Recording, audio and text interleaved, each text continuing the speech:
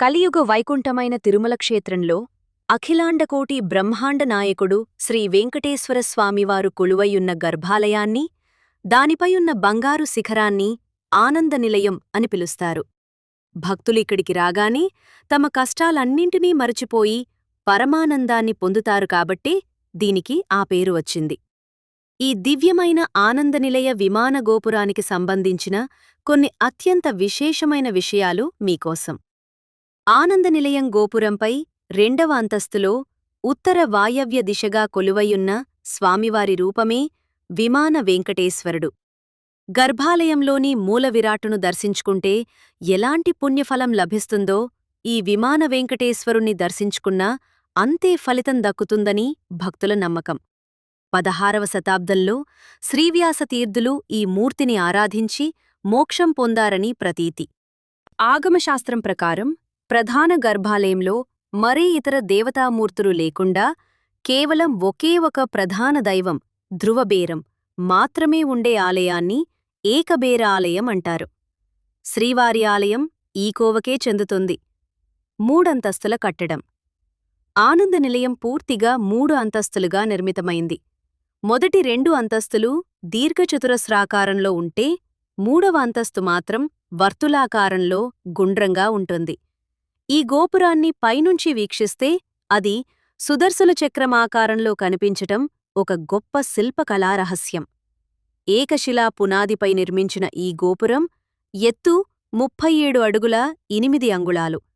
నేలపైనుంచి పైనున్న బంగారు కలశం వరకు మొత్తం ఎత్తు 65 అడుగుల 2 అంగుళాలు.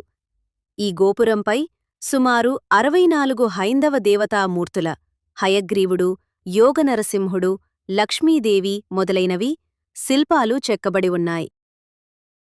ఆనందనిలయానికి బంగారు పూత పూయించిన చరిత్ర వెనుక ఎందరో రాజుల భక్తి ప్రపత్తులు ఉన్నాయి.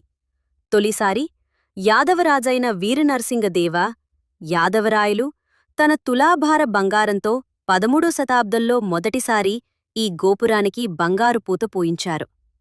పాండ్యరాజు జటావర్మన్ సుందరపాండ్యన్ దీనిపై బంగారు కలశాన్ని ప్రతిష్ఠించారు.